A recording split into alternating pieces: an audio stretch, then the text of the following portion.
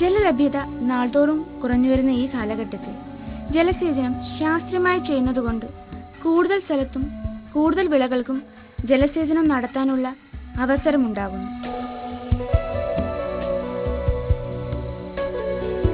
ജലദൗർലഭ്യം പോലെ തന്നെ ജലത്തിന്റെ ആധിക്യവും വിളകൾക്ക് ഹാനികരമാണ്.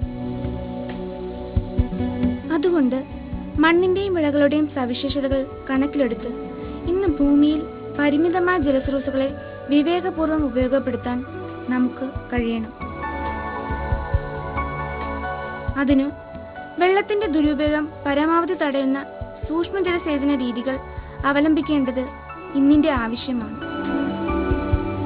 ചെടികളുടെ വളർച്ചയ്ക്ക് ആവശ്യമായ ജലം അതിന്റെ വേരുപടലത്തിൽ തുള്ളികളായോ നേർത്ത ധാരകളായോ ചെറിയ സ്പ്രേ ആയോ എത്തിക്കുക എന്നതാണ് സൂക്ഷ്മ ജലസേചന രീതി കൊണ്ട് ഉദ്ദേശിക്കുന്നത്.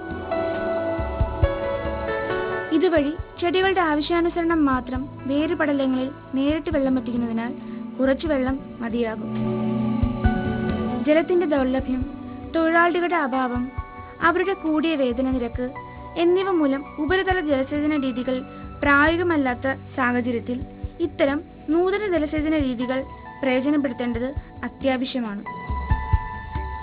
സൂക്ഷ്മ ജലസേചനത്തിൽ ഏറ്റവും പ്രധാനപ്പെട്ട 2 രീതികളാണ് കണികാ ജലസേചനം അല്ലെങ്കിൽ drip irrigation, micro sprinkler irrigation എന്നിവ.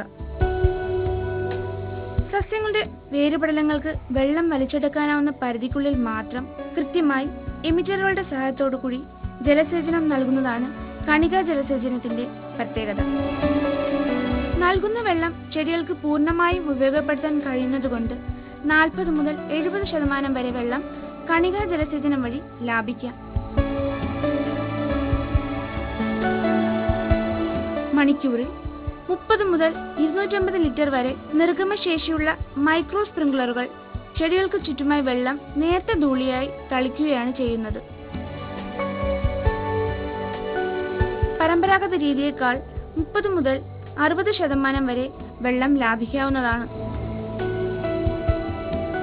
സൂക്ഷ്മ ജലസേചനത്തിന്റെ ഏറ്റവും വലിയ മേന്മ വെള്ളത്തോടൊപ്പം ചെടികൾക്ക് ആവശ്യമായ വളങ്ങൾ, സസ്യവളർച്ചയെ ത്വരിതപ്പെടുത്തുന്ന പോഷകങ്ങൾ, രാസലായനി തുടങ്ങിയവ നൽകാൻ കഴിയുന്നു എന്നുള്ളതാണ്.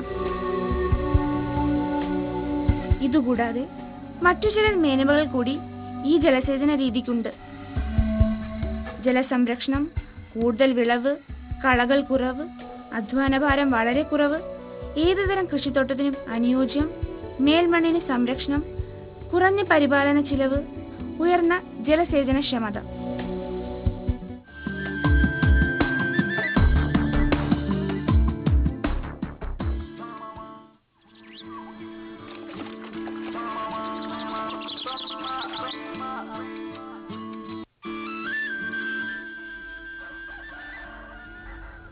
കൃഷിദർശൻ തത്സമയ ഫോണിൻ പരിപാടിയിലേക്ക് ഏവർക്കും സ്വാഗതം. ഇന്നത്തെ അതിഥിയായി എത്തിയിരിക്കുന്നത് കേരള കാർഷിക സർവകലാശാലയിലെ വെള്ളായണി കാർഷിക കോളേജിലെ എഞ്ചിനീയറിംഗ് വിഭാഗം തലവനായ ഡോക്ടർ സേവ്യർ കെ ജേക്കബ് സാറാണ്. സർ, ഈ പരിപാടിയിലേക്ക് സ്വാഗതം. ജലസമ്പത്ത് ഏറ്റവും ശുഷ്കമായിരിക്കുന്ന ഈ അവസരത്തിൽ അതിൻ്റെ കാര്യക്ഷമതയും അതുപോലെ മിതത്വവും ഉറപ്പാക്കുന്ന ഒരു രീതിയാണല്ലോ സൂക്ഷ്മ ജലസേചന രീതി. അപ്പോൾ അതിനെക്കുറിച്ചുള്ളൊരു ചർച്ചയാണ് നമ്മളിന്ന് ഉൾപ്പെടുത്തിയിരിക്കുന്നത്. സൂക്ഷ്മ ജലസേചനവും അതുപോലെ തന്നെ പമ്പ് സെറ്റുകളുടെ തിരഞ്ഞെടുപ്പും. അപ്പോൾ ഈ സൂക്ഷ്മ ജലസേചന രീതികൾ എന്ന് പറയുമ്പോൾ എന്തൊക്കെയാണ് അതിനകത്ത് വരുന്നതെന്ന് സാർ ഒന്ന് വ്യക്തമാക്കാമോ? ഓക്കെ, ആമുഖമായിട്ട് പറയുവാണെങ്കിൽ നമ്മൾ ഈ മാസം 22-ാം തീയതി, അതായത് മിനിഞ്ഞാന്ന്, ലോകമെമ്പാടും ലോക ജനദിനം ആചരിക്കുകയുണ്ടായി. ഇപ്രാവശ്യത്തെ ലോക ജനദിനത്തിൻ്റെ സന്ദേശം എന്ന് പറഞ്ഞു കഴിഞ്ഞാൽ ജലത്തിൻ്റെ ഉപയോഗം കുറയ്ക്കുകയും പുനരുപയോഗം ചെയ്യുക എന്നുള്ളതാണ്. അതായത് less water and recycling of water. ഈ ഒരു സന്ദേശത്തിൻ്റെ അടിസ്ഥാനത്തിൽ നമ്മൾ കേരളത്തിലെ സാഹചര്യം നോക്കുകയാണെങ്കിൽ നമ്മൾക്ക് ഏകദേശം 300 സെൻറ്റിമീറ്റർ, അതായത് 3000 മില്ലിമീറ്റർ മഴ ഒരു വർഷം പരമ്പരാഗതമായി കിട്ടിക്കൊണ്ടിരുന്നു. ഈ വർഷം തുലവും കുറവാണ്. എന്നിരുന്നാലും ഈ ലഭ്യമാകുന്ന ജലത്തിൽ ഒരു ഏകദേശ കണക്ക് എന്ന് പറഞ്ഞു കഴിഞ്ഞാൽ മുഴുവൻ വെള്ളത്തിൻ്റെ 72% നമ്മൾ ഉപയോഗിക്കുന്നത് കൃഷിക്കും, 24% ഉപയോഗിക്കുന്നത് വ്യാവസായിക ആവശ്യത്തിനും, ബാക്കി 4% ഗാർഹിക ആവശ്യങ്ങൾക്ക് നമ്മൾ ഉപയോഗിക്കുന്നത്. ഈ 72% കൃഷിക്ക് ഉപയോഗിക്കുന്നതിൽ അതിന് നമുക്ക് കൃഷിയിൽ ജലസേചനമുണ്ട്, നിലമൊരുക്കുന്നതുണ്ട്. ഇതിൽ കൂടുതൽ പങ്കും ജലസേചനത്തിനാണ് നമ്മൾ ഉപയോഗിക്കുന്നത്. ജലസേചനത്തിൽ നമ്മൾ പരമ്പരാഗത രീതികൾ അവലംബിച്ചാൽ, അതായത് ഉപരിതല രീതി അവലംബിച്ചു കഴിഞ്ഞാൽ ഏകദേശം 30% മാത്രമേ അതിൻ്റെ കാര്യക്ഷമതയുള്ളൂ. അതായത് ഉപരിതല ജലസേചന രീതിക്ക് നമ്മൾ നൽകുന്ന ജലത്തിൻ്റെ 30% മാത്രമേ ചെടികൾ ഉപയോഗിക്കുന്നുള്ളൂ. ബാക്കി 70% പാഴായിട്ട് പോവുകയാണ്. ഇവിടെയാണ് സൂക്ഷ്മ ജലസേചനത്തിൻ്റെ പ്രസക്തി. ഇതിൻ്റെ പ്രസക്തി അറിഞ്ഞതുകൊണ്ടാണ് ഇപ്രാവശ്യത്തെ കേന്ദ്ര ബജറ്റിൽ തന്നെ 5000 കോടി രൂപയാണ് സൂക്ഷ്മ ജലസേചന പദ്ധതിക്ക് വേണ്ടിയിട്ട് മാറ്റിവെച്ചിരിക്കുന്നത്. സൂക്ഷ്മ ജലസേചന പദ്ധതിയിൽ നമ്മൾ പ്രധാനമായിട്ടും 2 രീതികളാണ് അവലംബിക്കുന്നത്. ഒന്ന് കണിക ജലസേചനം, അല്ലെങ്കിൽ ഡ്രിപ്പ് ഇറിഗേഷൻ എന്ന് പറയും. വേറൊന്നാണ് മൈക്രോ സ്പ്രിംഗ്ലർ ഇറിഗേഷൻ. ഇത് രണ്ടുമാണ് സാധാരണ കൃഷിക്കാർ ഇപ്പോൾ ധാരാളമായിട്ട് അവലംബിച്ചു വരുന്നത്. ഇപ്പോൾ നമുക്കറിയാം, പത്രങ്ങളിലൂടെയും ദൃശ്യ ശ്രവ്യ മാധ്യമങ്ങളിലൂടെയും ഉള്ള പ്രചാരണവും കേരളത്തിലെ തന്നെ ജനങ്ങൾ മുഴുവൻ ഇപ്പോൾ ഭക്ഷ്യസുരക്ഷയെപ്പറ്റിയും സേഫ് ടു ഈറ്റ് വെജ്, അതായത് ഭക്ഷ്യയോഗ്യമായ പച്ചക്കറികളെ പറ്റിയുള്ള അവബോധം വന്നിരിക്കുകയാണ്. എല്ലാവരും ലഭ്യമായിട്ടുള്ള സ്ഥലങ്ങളിൽ മുഴുവൻ ഇപ്പോൾ, സ്ഥലങ്ങളിൽ മാത്രമല്ല ടെറസിലും ബാൽക്കണിയിലും എല്ലാം കൃഷി ചെയ്തുകൊണ്ടിരിക്കുകയാണ്. ഇവിടെയാണ് ഇതിൻ്റെ ഒരു പ്രസക്തി. കാര്യം ഇത് അവലംബിച്ചു വരുമ്പോൾ കൃഷിക്കാർ പലവിധ ബുദ്ധിമുട്ടുകളും, അതായത് ഏതൊരു നൂതന സാങ്കേതിക വിദ്യയും അവലംബിക്കുമ്പോൾ അതിൻ്റെ പരിചാരണ മുറകളെ പറ്റിയും ബോധം ഉണ്ടായിരിക്കണമല്ലോ. സാർ പറഞ്ഞു വരുന്നത് പുരയിട കൃഷിക്കും മാത്രമല്ല വ്യാവസായികമായിട്ടുള്ള കൃഷി രീതികൾക്കും രണ്ടിനും ഒരുപോലെ ഒരു പ്രചാരം ഈ സൂക്ഷ്മ ജലസേചന രീതികൾക്ക് കർഷകർ അവലംബിക്കുന്നു എന്നുള്ളതാണ് വരുന്നത്. ഇപ്പോൾ ധാരാളമായിട്ട് കൃഷിക്കാർ ഈ രീതിയിലോട്ട് മാറിക്കൊണ്ടിരിക്കുകയാണ്. നമുക്കറിയാം, ജലസേചനത്തിൽ തന്നെ നമുക്ക് 2 രീതിയിൽ, പ്രാഥമികമായിട്ട് നമുക്ക് 2 രീതിയിൽ, ഒന്നെന്ന് പറഞ്ഞു കഴിഞ്ഞാൽ പ്രൊട്ടക്റ്റീവ്, അതായത് വിളകൾ കരിഞ്ഞ് ഉണങ്ങിപ്പോകാതെ സംരക്ഷിക്കുക, പ്രൊട്ടക്റ്റീവ് ഇറിഗേഷൻ. വേറൊരെന്ന് പറഞ്ഞാൽ പ്രൊഡക്റ്റീവ് ഇറിഗേഷൻ, നമ്മൾക്ക് അതിൻ്റെ ഉൽപ്പാദനം വർദ്ധിപ്പിക്കുക. ഇപ്പം തെങ്ങ് നമ്മുടെ തെക്കൻ കേരളത്തിലോട്ടൊക്കെ വന്നു കഴിഞ്ഞാൽ തെങ്ങ് നമ്മൾ ജലസേചനം നടത്തിയില്ല എന്നുണ്ടെങ്കിലും ഉണങ്ങിപ്പോകത്തില്ല. ഇതുവരെയുള്ള കാലാവസ്ഥ വേനൽക്കാലത്ത് മാത്രം മതി അതിന് ജലസേചനം കൊടുക്കുന്നത് എന്നുള്ളതാണ് സാർ പറഞ്ഞു വരുന്നത്. അതെ, തെങ്ങ് പോലുള്ള വിളകൾക്ക് നമുക്ക് കേരളത്തെ സംബന്ധിച്ചിട്ട് നമുക്കിപ്പോൾ തെക്ക് പടിഞ്ഞാറൻ കാലവർഷമുണ്ട്, പിന്നെ തുലാവർഷം ഈ വർഷം കുറവായിരുന്നു. എന്നാൽ ഒരു നവംബർ മുതൽ മെയ് അവസാനം വരെയുള്ള കാലഘട്ടത്തിൽ മാത്രം നമുക്ക് ഈ ജലസേചനത്തിൻ്റെ പ്രസക്തി ഉള്ളൂ. ആ ഒരു സമയത്താണ്. അപ്പം നമുക്ക് ഈ ഡ്രിപ്പ് ഇറിഗേഷൻ ആണ് അവലംബിക്കുന്നതെങ്കിൽ പുരയിട കൃഷി രീതികളിലും അതുപോലെ തന്നെ വ്യാവസായികമായിട്ടുള്ള കൃഷി സ്ഥലങ്ങളിലും അതെങ്ങനെ പ്രയോജനപ്പെടുത്താം? അതായത് നമ്മൾ ആദ്യമേ മനസ്സിലാക്കേണ്ടത്, ഈ ഡ്രിപ്പ് ഇറിഗേഷൻ തുടങ്ങിയത് ആദ്യം നാണ്യവിളകൾക്കായിരുന്നു. അത് കഴിഞ്ഞിട്ടത് പതുക്കെ വാഴ മുതലായ മുതലായ കൃഷിയിലേക്ക് വന്നു. ഇപ്പോൾ പച്ചക്കറികളിലും ഇവൻ കരിമ്പിന് പോലും ഇപ്പോൾ ആളുകൾ ഡ്രിപ്പ് ഇറിഗേഷൻ, കണിക ജലസേചനം ഇപ്പോൾ അവലംബിച്ചു വരുന്നുണ്ട്. അന്നേരം പുരയിട കൃഷിയിലാണെന്നുണ്ടെങ്കിലും ടെറസിലാണെന്നുണ്ടെങ്കിലും ഇവൻ ഗ്രീൻ ഹൗസിലാണെന്നുണ്ടെങ്കിലും നമുക്ക് ഈ രീതി വളരെ കാര്യക്ഷമമായിട്ട് നമുക്ക് ഉപയോഗിക്കാൻ പറ്റും. സാർ, ഈ ഇപ്പോൾ പുരയിടത്തിൽ ചെറിയ ഒരു കൃഷിസ്ഥലമാണെന്നിരിക്കട്ടെ, ഇപ്പോൾ ടെറസ് ഫാമിംഗ് ഒക്കെ സാർ പറഞ്ഞു. അപ്പോൾ ആ ഒരു കൃഷിസ്ഥലത്ത് നമുക്ക് അനുയോജ്യമായ രീതികൾ, ഈ കണിക ജലസേചനത്തിൻ്റെ തന്നെ രീതികൾ, ഇപ്പോൾ ഓട്ടോമേറ്റഡ് ആയിട്ടുള്ള കൃഷി രീതികൾ, ഇപ്പോൾ 2 ദിവസമൊക്കെ ആളുകൾ ആ സ്ഥലത്തില്ലെങ്കിലും അവർക്കത് സ്വാഭാവികമായിട്ട് ആ വിളകൾക്ക് ഇറിഗേഷൻ ജലസേചനം കൊടുക്കുന്ന രീതിയിലുള്ള ഒരു ഓട്ടോമേറ്റഡ് സിസ്റ്റം ചെയ്യണമെന്നുണ്ടെങ്കിൽ അതിനുള്ള സാധ്യത എത്രത്തോളമാണ്? പറഞ്ഞത് ശരിയാണ്. മുമ്പേ പറഞ്ഞതുപോലെ തന്നെ ഇപ്പോൾ എല്ലാവർക്കും ഭക്ഷ്യയോഗ്യമായ പച്ചക്കറികൾ അവരവരുടെ പുരയിടങ്ങളിലും വീട്ടിൽ തന്നെ ഉണ്ടാക്കണം എന്നുള്ള താല്പര്യം കൊണ്ട് പലരും ഇപ്പോൾ ടെറസിലും ബാൽക്കണിയിലും എല്ലായിടത്തും കൃഷി നടക്കുകയാണ്. പക്ഷേ ഇവരെല്ലാം അനുഭവിക്കുന്ന ഒരു ബുദ്ധിമുട്ട്, 2 ദിവസത്തേക്ക് അല്ലെ 3 ദിവസത്തേക്ക് വീട് പൂട്ടിയിട്ട് പോകുകയാണെന്നുണ്ടെങ്കിൽ ഇത് എങ്ങനെ ജലസേചനം നടത്തും എന്നുള്ളതാണ്. ഇതിനെ അതിജീവിക്കാനെ കൊണ്ട് ഇപ്പോൾ ഓട്ടോമാറ്റിക്കായിട്ട് ഡ്രിപ്പ് ഇറിഗേഷൻ കടുക് ജലസേചനം നടത്താനുള്ള മാർഗമുണ്ട്. നമുക്കിത് 3 രീതിയിൽ ഓട്ടോമാറ്റിക് ഡ്രിപ്പ് ഇറിഗേഷൻ അവലംബിക്കാം. ഒന്നാമത്തേന്ന് പറഞ്ഞു കഴിഞ്ഞാൽ വെള്ളത്തിൻ്റെ അളവ് വെച്ചിട്ട്, അതായത് ഒരു കൺട്രോൾ യൂണിറ്റ് വെച്ചിട്ട് വെള്ളം മെഷർ ചെയ്തിട്ട് എനിക്ക് ഇന്ന ചെടിക്ക് ഒരു ദിവസം എത്ര ലിറ്റർ വെള്ളം വേണം. സർ, ഒരു കോള് നമ്മളെ വെയിറ്റ് ചെയ്യുന്നു. ഹലോ, നമസ്കാരം. കൃഷിദർശനിലേക്ക് സ്വാഗതം. ഹലോ. ഹലോ, നമസ്കാരം. നമസ്കാരം. എനിക്ക് ചോദിക്കാനുള്ളത്, ഇവിടെ പേരൊന്ന് പറയുമോ? ചാലക്കുടി ഭാഗത്തുനിന്ന് ഞാൻ വിളിക്കണേ. ഇവിടെ പേരെന്താ? ജാതി കൃഷി എന്നുള്ളത് ഇവിടെ സൂക്ഷ്മ ജലസേചനത്തിന് ധനസഹായം ഉണ്ടോ? എത്ര ഏക്കർ വരെ ഉള്ളതിനാണ് ധനസഹായം ഉണ്ടെങ്കിൽ ഉള്ളത് എന്നാണ് അറിയേണ്ടത്. പേര് പറഞ്ഞില്ല, പേരൊന്ന് പറയോ? പേര് രേണുക. രേണുക ചാലക്കുടിയിൽ നിന്നാണ് വിളിക്കുന്നത്. സൂക്ഷ്മ ജലസേചനത്തിനുള്ള സബ്സിഡി സംബന്ധിച്ചുള്ള. അതായത് ഈ വർഷം ചില ജില്ലകളിൽ 60%, ചില ജില്ലകളിൽ 45% ഗവൺമെന്റ് സബ്സിഡി ഉള്ള ഈ സ്കീമിന്. അന്നേരം അടുത്തുള്ള കൃഷിഭവനിൽ പോയി തിരക്കിയാൽ ആ തൃശ്ശൂർ ജില്ലയിലെ എത്ര പെർസെന്റാന്നുള്ളത്, എത്ര ശതമാനമാണെന്നുള്ളത് കറക്റ്റായിട്ട് അറിയാൻ പറ്റും. രേണുക താമസിക്കുന്ന പഞ്ചായത്തിലെ കൃഷിഭവനിൽ പോയി അന്വേഷിക്കുക. അതെ. രേണുക, ഉത്തരം കിട്ടിയോ? ഹലോ. ഇവിടെ കൃഷിഭവനിൽ ചോദിച്ചപ്പോ ഇപ്പൊ അങ്ങനത്തെ പരിപാടിയൊന്നും ഇല്ലാന്നാ പറഞ്ഞത്. കൃഷിഭവനിൽ അത്തരം സ്കീമുകൾ ഇല്ലാന്നുള്ളത്. പഞ്ചായത്തിന്റെ സ്കീമുകളിലും അങ്ങനെ കിട്ടാൻ സാധ്യതയുണ്ടോ? കൃഷിഭവനിലെ SHM വഴി കൊടുത്തുകൊണ്ടിരിക്കുന്നുണ്ട്. കൃഷിഭവനിൽ ചെയ്തിട്ട് SHM വഴിയാണ് അത് കൊടുക്കുന്നത്. ഹലോ. ആ രേണുക, കൃഷിഭവനില് വിവിധ സ്കീമുകളുണ്ട്, പഞ്ചായത്തിന്റെ സ്കീമുകളുണ്ട്. അപ്പോൾ സ്റ്റേറ്റ് ഹോർട്ടിക്കൾച്ചർ മിഷന്റെ പദ്ധതികൾ വഴി അത് കൊടുക്കാനുള്ള സാധ്യതയുണ്ട്. അപ്പോൾ തുടർന്നും അവിടെ അന്വേഷിക്കുക. വിളിച്ചതിൽ സന്തോഷം രേണുക, ഇനിയും വിളിക്കണം. ഹലോ. നമ്മൾ പറഞ്ഞു വന്നിരുന്നത് 3 രീതിയിലുള്ള ഓട്ടോമേറ്റഡ് സിസ്റ്റമാണ് പറഞ്ഞത്. ഒന്നാമത്തേത് വെള്ളത്തിന്റെ അളവ്. ഇപ്പൊ ഉദാഹരണത്തിന് നമ്മൾ പച്ചക്കറി ആണെന്നുണ്ടെങ്കിൽ ഒരു ദിവസം 1 ലിറ്റർ മുതൽ 2 ലിറ്റർ വരെയാണ് കൊടുക്കേണ്ടത് ഒരു പച്ചക്കറി. ഇപ്പൊ ഗ്രോ ബാഗ് ഒക്കെ ആണെങ്കിൽ 1 ലിറ്റർ വെള്ളം അതിനകത്ത് ഒരു സമയമാണ് ഉദ്ദേശിക്കുന്നത്?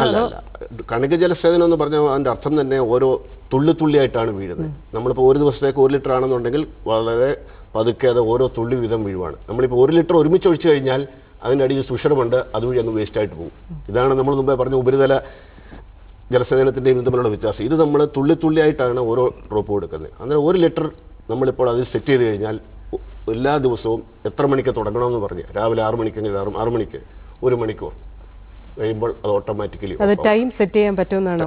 അത് 3 രീതിയിലാണ് നമുക്ക് ചെയ്യാം. ഒന്ന് വോളിയം ബേസ്, ഞാൻ അതാണ് പറഞ്ഞത്. ഇപ്പോൾ 1 ലിറ്റർ പോയി കഴിയുമ്പോൾ അത് ഓട്ടോമാറ്റിക്കലി ഓഫ് ആകും. അടുത്തതെന്ന് പറഞ്ഞു കഴിഞ്ഞാൽ സമയം വെച്ചിട്ടുള്ളതാണ്. അത് എനിക്ക് സെറ്റ് ചെയ്യാം. അത് ഒന്ന് അതിനകത്തിലെ ഒരു കമ്പോണന്റ് എന്ന് പറഞ്ഞാൽ സോളിനോയിഡ് വാൽവ് എന്ന് പറഞ്ഞ ഒരു ഇൻസ്ട്രുമെന്റ് ആണ് സോളിനോയിഡ് വാൽവ്. പിന്നെ ഒരു ടൈമറും ഉണ്ട്. ആ ടൈമറിൽ എനിക്ക് സമയം സെറ്റ് ചെയ്യാൻ പറ്റും. അതായത് രാവിലെ 6 മണിക്ക് തുടങ്ങി 7 മണിയാകുമ്പോൾ എനിക്ക് ഓഫ് ആകണം. എത്ര വെള്ളമാണെങ്കിലും, 1 ലിറ്റർ ആണോ 2 ലിറ്റർ ആയാലും 7 മണിയാകുമ്പോൾ ഓഫ് ആകും. അതിന് നമുക്ക് ഈ കണിക ജലസേചനത്തിൽ എമിറ്റർ എന്ന് പറഞ്ഞ ഒരു സാധനമുണ്ട്. അതുവഴിയാണ് ഈ തുള്ളിയായിട്ട് വെള്ളം വീഴുന്നത്. അത് പല ടൈപ്പുകളുണ്ട്. നമുക്കതിൻ്റെ പല കളറിലാണ്. ചിലതാണെങ്കിൽ 1 മണിക്കൂറിൽ 1 ലിറ്റർ മാത്രം വരുന്നതുണ്ട്. അത് തുറന്നു വെച്ച് കഴിഞ്ഞാൽ 1 മണിക്കൂറിൽ ഇതിന്റെ അകത്തിലെ പ്രഷർ മർദ്ദം എത്ര കൂടിയാലും കുറഞ്ഞു കഴിഞ്ഞാലും 1 ലിറ്റർ മാത്രമേ വരൂ. ചിലതിനകത്ത് അടുത്തതിനകത്താണെങ്കിൽ 2 ലിറ്റർ 4 ലിറ്റർ അങ്ങനെ പല കപ്പാസിറ്റി ഉള്ളതുണ്ട്. ഇപ്പോൾ ഞാൻ 1 ലിറ്റർ മണിക്കൂറിൽ ജലസേചനം നടത്തുന്ന എമിറ്ററാണ് ആ ഗ്രോ ബാഗിൽ ഇട്ടിട്ടുള്ളതെന്നുണ്ടെങ്കിൽ ഞാൻ സോളിനോയിഡ് വാൽവ് എൻ്റെ ടൈമർ 1 മണിക്കൂർ സെറ്റ് ചെയ്യുന്നു. രാവിലെ 6 മണിക്ക് തുടങ്ങി 7 മണിക്ക് ഓഫ് ആവുന്നു. അങ്ങനെ ആകുമ്പോൾ 1 ലിറ്റർ വെള്ളം 1 മണിക്കൂർ കൊണ്ട് തുള്ളിയായിട്ട് ആ ഗ്രോ ബാഗിൽ. ചിത്രത്തിൽ പല നിറം കാണുന്നുണ്ട്. അപ്പോൾ അതിലെന്തെങ്കിലും വ്യത്യസ്തതയുണ്ട്? അത് ഓരോ കമ്പനികൾ ഇറക്കുന്നതാണ്. ആ ഒരു കമ്പനി ഇറക്കുന്ന ഒരു കളറിലുള്ളതെല്ലാം ഒരേ ഡിസ്ചാർജ് ആയിരിക്കും. ഒന്ന് 1 ലിറ്റർ ആകാം, 2 ലിറ്റർ ആകാം, 4 ലിറ്റർ ആകാം, 8 ലിറ്റർ ആകാം. അതായത് 1 ലിറ്റർ ഉള്ളതിനെല്ലാം ഒരു പ്രത്യേക കളർ, 2 ലിറ്ററിനുള്ള പ്രത്യേക കളർ. ജനറൽ സ്റ്റാൻഡേർഡ് ആയിട്ടില്ലെന്നുണ്ടെങ്കിലും ചില കമ്പനികൾ അങ്ങനെ തന്നെയാണ് ഇറക്കിക്കൊണ്ടിരിക്കുന്നത്. മൂന്നാമത്തെ മെത്തേഡാണ് ഏറ്റവും ശരിയായിട്ടുള്ളത്, അതായത് അത് ജലത്തിലെ മണ്ണിലെ ജലാംശത്തിൻ്റെ തോത് അളന്നുകൊണ്ടിരിക്കും. മണ്ണിലെ ജലാംശത്തിൻ്റെ തോത് എപ്പോഴും അളന്നുകൊണ്ടിരിക്കും. നമുക്ക് ഒരു കൺട്രോൾ യൂണിറ്റ് ഉണ്ട്. ആ കൺട്രോൾ യൂണിറ്റിനകത്തിൽ നമുക്ക് ഇതിൻ്റെ ആ ടൈപ്പ് മണ്ണിന് ഉൾക്കൊള്ളാൻ പറ്റുന്ന ഒരു കൂടിയ ലെവലുമുണ്ട്, താണ ലെവലുമുണ്ട്. ഇത് നമുക്ക് ഈ കൺട്രോൾ യൂണിറ്റിൽ കൊടുത്തു കഴിഞ്ഞാൽ എപ്പോഴൊക്കെ ആ താഴത്തെ ലെവൽ വരുന്നോ അന്നേരം അത് ഓട്ടോമാറ്റിക്കായിട്ട് ഇറിഗേഷൻ എല്ലാം കൊടുത്തുകൊണ്ടിരിക്കും. അതായത് ഇപ്പോൾ ഒരു ഗ്രോ ബാഗോ ഒരു ചെടിച്ചട്ടിയാണെങ്കിൽ ആ മണ്ണിന്റെ നനവിന്റെ തോതനുസരിച്ച് ഈ എമിറ്റർ വെള്ളം കൊടുത്തുകൊണ്ടിരിക്കും. അത് എപ്പോഴും മണ്ണിലെ ജലാംശത്തിന്റെ തോത് അളന്നുകൊണ്ടിരിക്കുകയാണ്. അത് ഓട്ടോമാറ്റിക്കായിട്ട് നമുക്ക് സെറ്റ് ചെയ്യാൻ പറ്റും. നമുക്ക് തന്നെ അത് ആ കൺട്രോൾ യൂണിറ്റിനകത്തിൽ നമുക്ക് തന്നെ സെറ്റ് ചെയ്യാം. അത് ചെയ്തു കഴിഞ്ഞാൽ പിന്നെ നമ്മളൊന്നും അറിയണ്ട.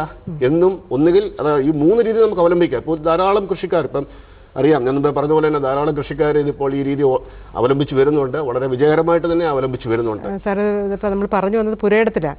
വ്യാവസായികമായിട്ട് നമ്മൾ ചെയ്യുന്നെങ്കിൽ ഈ ഒരു രീതി സ്വാഭാവികമായിട്ട് അത് ചെയ്യാൻ പറ്റുമോ? വലിയൊരു ചെലവ് അതിനകത്ത് വരുമോ? വ്യാവസായികമായിട്ട് പറയുവാണെങ്കിൽ ഇപ്പോൾ ഗ്രീൻ ഹൗസ് എടുക്കുകയാണെന്നുണ്ടെങ്കിൽ, ഗ്രീൻ ഹൗസ് ആണല്ലോ ഒരു വ്യാവസായികമായിട്ട് ചെയ്യുന്ന ഒരു കൃഷി, പുരയിടമല്ലാതെ.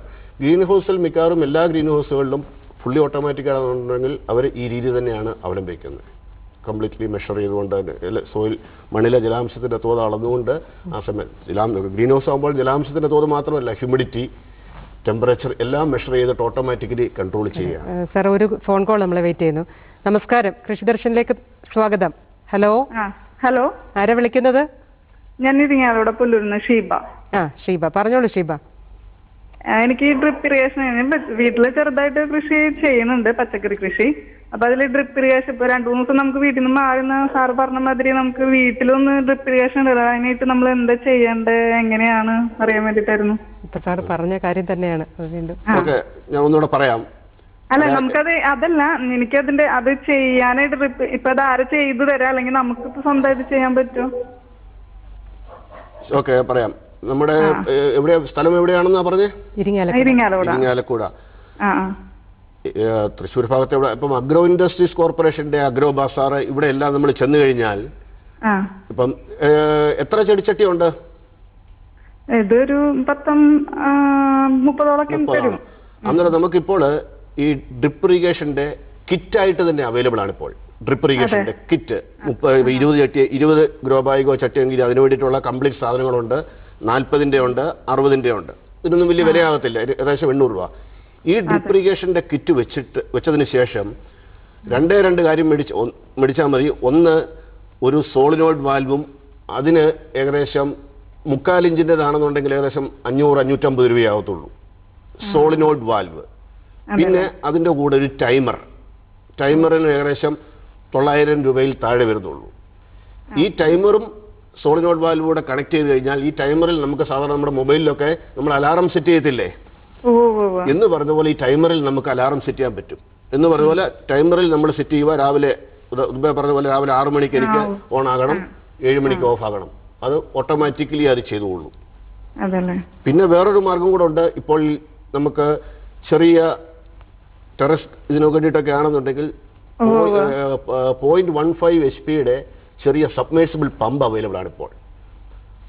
അത് വാങ്ങിച്ചുകൊണ്ട് അതിന് 1250 രൂപയേ ഉള്ളൂ. 0.15 അതിൽ നമ്മളൊരു ടൈമർ വാങ്ങിച്ചു കൊടുത്താൽ മതി. ഈ ടൈമർ തന്നെ ഈ പമ്പിൽ സബ്മേഴ്സിബിൾ പമ്പിൽ വെച്ച് കഴിഞ്ഞാൽ ആ സമയത്ത് പമ്പ് ഓണാവും, ഇറിഗേഷൻ നടക്കും. ഇത് പലരും ഇത് പുതിയതൊന്നുമല്ല, പല വിജയകരമായി പല കൃഷിക്കാരും ഇതിപ്പോൾ ഓൾറെഡി നടത്തിക്കൊണ്ടിരിക്കുന്ന സംഭവമാണിത്. ഷീബ, ഉത്തരം കിട്ടിയല്ലോ. അടുത്തൊക്കെയായിട്ട് കിട്ടുമോ ഇത് വാങ്ങിക്കാനായിട്ട്? നമുക്ക് ഇരിങ്ങാലക്കുട എവിടെ കിട്ടുമെന്നുള്ളത് അറിയില്ല. തിരുവനന്തപുരത്താണെന്നുണ്ടെങ്കിൽ അഗ്രോ ബസാർ, അഗ്രോ ഇൻഡസ്ട്രീസ് കോർപ്പറേഷന്റെ ഔട്ട്ലെറ്റുകളിലുണ്ട്. അതല്ലേ? ശരി ശരി. അപ്പം ഷീബ ചോദിച്ച വളരെ പ്രസക്തമായിട്ടൊരു ഒരു ചോദ്യമാണ്. ഇപ്പം അതിനകത്ത് വന്നൊരു കാര്യം എന്ന് പറഞ്ഞാൽ, ഇപ്പോൾ സബ്മേഴ്സിബിൾ പമ്പാണെങ്കിലും ഈ സാധനങ്ങൾ വാങ്ങിച്ചാലും സാധാരണ ഒരാൾക്ക് അത് എസ്റ്റാബ്ലിഷ് ചെയ്യാനായിട്ട് പറ്റുമോ, അതോ വേറൊരു സാങ്കേതിക? ഇതിപ്പോൾ പോയിന്റ് നമ്മളിപ്പോൾ ചെറിയ ഞാൻ പറഞ്ഞത് ഇവരാണെങ്കിൽ 40-50 ചട്ടിയുള്ളെന്നുണ്ടെങ്കിൽ വാട്ടർ ടാങ്ക് ഓൾറെഡി കാണും. മുകളിൽ വാട്ടർ ടാങ്ക് ഉണ്ടല്ലോ, ആ വാട്ടർ ടാങ്കിനകത്തിലോട്ട് ഈ 0.1 1250 രൂപ ഉള്ളൂ. അത് വാങ്ങിച്ചിട്ട് ആ ടാങ്കിനകത്ത് ഇട്ടിട്ടിരിക്കുക. പിന്നെ മുമ്പേ പറഞ്ഞതുപോലെ ഒരു ടൈമർ അതിനകത്തിലെ സമയം അഡ്ജസ്റ്റ് ചെയ്യാനെ കൊണ്ട് ഞാൻ പറയാം, എല്ലാവരും മൊബൈൽ ഉപയോഗിക്കുന്നുണ്ട്, മൊബൈലിൽ ടൈം അഡ്ജസ്റ്റ് ചെയ്യുന്നു എന്ന് പറഞ്ഞ പോലെ നമുക്ക് അതിൽ തന്നെ ചെയ്യാം. എപ്പോഴാണ് എനിക്ക് ഈ മോട്ടോർ ഓൺ ആകേണ്ടത്, പമ്പ് ഓൺ ആകേണ്ടത്, എപ്പോഴാണ് ഓഫ് ആകേണ്ടത്, ഇത് കൊടുത്തു കഴിഞ്ഞാൽ ഓട്ടോമാറ്റിക്കലി ആ സമയത്ത്. അപ്പോൾ ടൈമർ ഈ ഇതിനടുത്ത് തന്നെ സ്ഥാപിക്കണോ? വേണമെന്നില്ല. കാര്യം പമ്പകത്താണല്ലോ, അവിടെ നമുക്ക് ലീഡ് കൊണ്ട്. ഈ പമ്പ് എന്ന് പറയുന്നത് ഇപ്പോൾ വാട്ടർ ടാങ്ക് എന്ന് പറയുന്നത് നമ്മൾ കുടിവെള്ളത്തിനും അതായത് വീട്ടിലെ ആവശ്യത്തിന് വേണ്ടി ഉപയോഗിക്കുന്ന അതേ ടാങ്കിൽ തന്നെ പമ്പ് ഇടാം. അതിനോട് സമീപത്തായിട്ട് ഈ ടൈമർ ഫിക്സ് ചെയ്യണം, ഫിക്സ് ചെയ്ത് വെക്കാം. അങ്ങനെയാണ് സാറ് 3 രീതികൾ പറഞ്ഞേക്കുന്നത്. ഏത് രീതി വേണേലും അങ്ങനെ പമ്പ് വാട്ടർ വെള്ളത്തോട്ട് ഇടണ്ടായെന്നുണ്ടെങ്കിൽ സോൾഡ് ഔട്ട് വാൽവ് മേടിച്ചാൽ മതി. അതിനൊന്നുകൂടെ വില കുറവാണ്, 350 രൂപ. ഓരോ കമ്പനി അനുസരിച്ചിട്ട് വ്യത്യാസം വരും, എന്നാലും 550, 650 വിലക്കൊക്കെ ഇപ്പോൾ സോളിഡ് ഔട്ട് വാൽവും കിട്ടുന്നുണ്ട്. സാർ ഈ ഇപ്പോൾ ഓട്ടോമാറ്റിക് ആയിട്ട് ഇറിഗേഷൻ കൊടുക്കണമെങ്കിലേ നമുക്ക് എത്ര ദിവസത്തേക്ക്, ഇപ്പോൾ ഒരാഴ്ചത്തേക്കോ 1 മാസത്തേക്കോ ഒക്കെ സെറ്റ് ചെയ്ത് വെക്കാൻ പറ്റുമോ? അതോ അത് പുരയിടത്തിലാണെന്നുണ്ടെങ്കിൽ ഇപ്പോൾ ഒരു മഴ സെൻസ് ചെയ്യുന്ന ഒരു ഡിവൈസ് കൂടി ഇപ്പോൾ അവൈലബിൾ ആണ്. അതായത് ഒരു ദിവസം മഴ പെയ്തു കഴിഞ്ഞാൽ അന്ന് ആ സിസ്റ്റം ഓൺ ആകത്തില്ല. അത് റെയിൻഫോൾ സെൻസർ എന്ന് പറയും. അത് കണക്ട് ചെയ്താൽ മഴ പെയ്യുവാണെന്നുണ്ടെങ്കിൽ അന്ന് ജലസേചനം നടക്കത്തില്ല. ഇല്ല എന്നുണ്ടെങ്കിൽ കറണ്ട് ഉണ്ടെന്നുണ്ടെങ്കിൽ എത്ര നാളത്തേക്ക് ലിമിറ്റേഷൻ ഇല്ല. ഇതിനകത്തൊരു ചെറിയ ബാറ്ററി ഉണ്ട്, ആ ബാറ്ററിയുടെ കാലഘട്ടം തീരുന്നതും വരെ ഇത് ഇങ്ങനെ തന്നെ പോകും. മഴ പെയ്യുമ്പോൾ ജലസേചനം നടക്കത്തുമില്ല. അന്നേരം നമ്മൾ ഇതിന്റെ കൂടെ തന്നെ ഒരു അറ്റാച്ച്മെന്റ് ആയിട്ട് ആ റെയിൻഫോൾ സെൻസറോടെ വാങ്ങിച്ച് അറ്റാച്ച് ചെയ്യണം. സാറേ ഈ ഡ്രിപ്പ് ഇറിഗേഷൻ അല്ലാതെ മൈക്രോ സ്പ്രിംഗ്ലറിനെ പറ്റി പറഞ്ഞല്ലേ സൂക്ഷ്മ ജലസേചനത്തിലെ, അപ്പോൾ അതിന്റെ വേറെ എന്തൊക്കെ കാര്യങ്ങളാണ് നമുക്ക് കർഷകർക്ക് അറിഞ്ഞിരിക്കേണ്ടത്? അതായത് മൈക്രോ സ്പ്രിംഗ്ലറും ഡ്രിപ്പ് ഇറിഗേഷനും തമ്മിൽ നമ്മളൊരു വേർതിരിവ് പറയുന്നത്, ഡ്രിപ്പിന്റെ ആണെന്നുണ്ടെങ്കിൽ ഡിസ്ചാർജ് വളരെ കുറവാണ്. ഞാൻ മുമ്പേ പറഞ്ഞു 1 ലിറ്റർ ആകാം ഒരു മണിക്കൂറിലാണ് 1 ലിറ്റർ അല്ലെ 2 ലിറ്റർ ആകാം, അങ്ങനെയാണ്. പക്ഷെങ്കിൽ മൈക്രോ സ്പ്രിംഗ്ലറിനാണെങ്കിൽ ഏകദേശം 30 മുതൽ 70 ലിറ്റർ വരെ ഡിസ്ചാർജ് ഉണ്ട്. എന്നാൽ ഇതിന്റെ ഒരു ഗുണമെന്ന് പറഞ്ഞു കഴിഞ്ഞാൽ, ഉദാഹരണത്തിന് നമ്മൾ തെങ്ങെടുക്കുക. തെങ്ങിന് നമ്മൾ കണിക ജലസേചനമാണ് അഡോപ്റ്റ് ചെയ്യുന്നതെന്നുണ്ടെങ്കിൽ 4 എമിറ്ററുകൾ തെങ്ങിന്റെ മൂട്ടിൽ പലയിടത്തായിട്ട് ഇടണം. കാര്യം ഒരിടത്ത് തുള്ളിത്തുള്ളിയായിട്ടാണ് വെള്ളം വീഴുന്നത്. അന്നേരം അതിൻ്റെ വേരുകൾ പോകുന്ന എല്ലായിടത്തും യൂണിഫോമായിട്ട് കിട്ടാനെ കൊണ്ട് 4 എമിറ്ററാണ് ഇടുന്നത്. 4 ഇടത്തൂടെയും തുള്ളിത്തുള്ളിയായിട്ട് വീഴും. പക്ഷെ അതിന് പകരം മൈക്രോ സ്പ്രിംഗ്ലർ വെക്കുകയാണെങ്കിൽ ഒറ്റ ഒരെണ്ണം നടുക്ക് വെച്ച് കഴിഞ്ഞാൽ മഴ പെയ്യുന്ന ഒരു ഫീലിംഗ് തെങ്ങിന്റെ മൂട്ടിന് കിട്ടുന്നു. അന്നേരം വെള്ളവും മാത്രമല്ല, നമ്മൾ ഈ പറഞ്ഞ പോലെ ഒരു മൈക്രോ ക്ലൈമറ്റ് അവിടെ ക്രിയേറ്റ്, തണുപ്പുകൊണ്ട് തെങ്ങിന്റെ ഒരു മഴ പെയ്യുന്ന ഫീലിംഗ് തെങ്ങിന്റെ മൂട്ടിൽ വരുന്നുണ്ട്. സാർ ഈ കണിക ജലസേചനത്തിന് എന്തെങ്കിലും പ്രത്യേകിച്ചുള്ള ഗുണങ്ങൾ സാർ പറഞ്ഞു, ദോഷവശങ്ങളുണ്ടോ? അതിന്റെ ദോഷമോ എന്ന് പറഞ്ഞു കഴിഞ്ഞാൽ, ഒന്ന് ഇതിന്റെ ചെലവാണ്, പ്രാരംഭ ചെലവുകൾ. ഉദാഹരണത്തിന് നമ്മൾ പറയുകയാണെങ്കിൽ തെങ്ങാണ് ഏറ്റവും അകലം കൂടിയത് ക്രോപ്പാണ്. ഏകദേശം കിണറിന്റെയും പമ്പിന്റെയും ചാർജ് ഇല്ലാതെ തന്നെ ഏകദേശം 24,000 മുതൽ 25,000 രൂപ ഒരു ഹെക്ടറിന് വരും. വാഴയാണെന്നുണ്ടെങ്കിൽ ഏകദേശം 40,000 രൂപ ചെലവ് വരും. പച്ചക്കറി ആണെന്നുണ്ടെങ്കിൽ 65,000 മുതൽ 70,000, അതിന്റെ സ്പേസിംഗ് അനുസരിച്ചിട്ട് 65,000 മുതൽ 70,000 വരെ. അതുകൊണ്ടാണ് ഗവൺമെന്റ് ഈ സബ്സിഡി കൊടുക്കുന്നത് തന്നെ. ഇപ്രാവശ്യം കുറവാണ്. നേരത്തെ 80%, 90% വരെ സബ്സിഡി ഉണ്ടായിരുന്നു. ഇപ്പോൾ സബ്സിഡി കുറവാണ്. കാര്യം ധാരാളം കൃഷിക്കാർ ഓൾറെഡി ഇതിൽ വന്നു കഴിഞ്ഞു. ഒന്നിത്. പിന്നെ അടുത്ത ഏറ്റവും പ്രധാനപ്പെട്ട ഇതിന്റെ ഒരു ന്യൂനത എന്ന് പറഞ്ഞു കഴിഞ്ഞാൽ, മുമ്പേ പറഞ്ഞ പോലെ ഏതൊരു സംവിധാനമാണെങ്കിലും നൂതന സംവിധാനം തുടങ്ങിക്കഴിഞ്ഞാലും അതിന്റെ പരിപാലന മുറകളെപ്പറ്റിയും എല്ലാവരും ബോധവാന്മാരായിരിക്കണം. ഇതിന്റെ ഒരു ഡ്രിപ്പ് ഇറിഗേഷന്റെ ഒരു ന്യൂനത എന്ന് പറഞ്ഞു കഴിഞ്ഞാൽ ഇതിന്റെ പ്രവാഹ തടസ്സമാണ്. ഞാൻ മുമ്പ് തന്നെ പറഞ്ഞു, ഈ എമിറ്ററിൽ കൂടെ വെള്ളം തുള്ളിത്തുള്ളിയായിട്ടാണ് വീഴുന്നത്. അതിനർത്ഥം ഒരു ചെറിയ സുഷിരത്തിൽ കൂടിയാണ് ഈ വെള്ളം വരുന്നത്. അന്നേരം നമ്മൾ ഉപയോഗിക്കുന്ന വെള്ളത്തിൽ എന്തെങ്കിലും മാലിന്യം ഉണ്ടെന്നുണ്ടെങ്കിൽ ആ മാലിന്യം വന്നടിഞ്ഞ് ഇതിന്റെ പ്രവാഹം തടസ്സപ്പെടാൻ സാധ്യതയുണ്ട്. അത് നമ്മൾ പറഞ്ഞ ക്ലോഗിംഗ് എന്നാണ് പറയുന്നത്. അപ്പോൾ അത് വരാതിരിക്കാൻ നമ്മൾ എന്താ ശ്രദ്ധിക്കേണ്ടത്?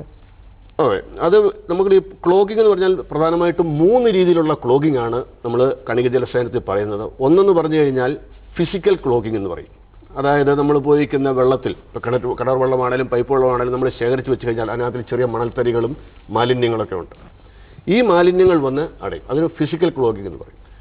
രണ്ടാമത്തെ ക്ലോഗിംഗ് എന്ന് പറഞ്ഞു കഴിഞ്ഞാൽ കെമിക്കൽ ക്ലോഗിംഗ് ആണ്. നമുക്കറിയാം, നമ്മൾ ഒരു കിണർ കുഴിച്ചു കഴിഞ്ഞാൽ എല്ലാ കിണറ്റിലെയും വെള്ളം നമ്മൾ കുടിക്കത്തില്ല. ചിലതിനകത്തിൽ കാർബണേറ്റ് കണ്ടന്റ് കൂടുതൽ, ഫ്ലോറൈഡ് കണ്ടന്റ് കൂടുതൽ, കാൽസ്യം കണ്ടന്റ് കൂടുതൽ, ബൈകാർബണേറ്റ് കൂടുതൽ, അങ്ങനെ പലതും പറയും. അന്നേരം ഇത് വെള്ളത്തിൽ കിടന്നിട്ട് ഈ കണിക ജലസേചനം നടക്കാത്ത സമയത്തും ഈ പൈപ്പുകളിൽ ഈ വെള്ളം കിടക്കുകയാണ്. അന്നേരം കുറച്ച് കഴിയുമ്പോൾ ഇതിനകത്തിൽ അലിഞ്ഞിട്ടുള്ള സോൾട്ടുകൾ പ്രസിപ്പിറ്റേറ്റ് ചെയ്തിട്ട് അത് വന്നിട്ട് ക്ലോഗ് ചെയ്യും. അതിനാണ് കെമിക്കൽ ക്ലോഗിങ്.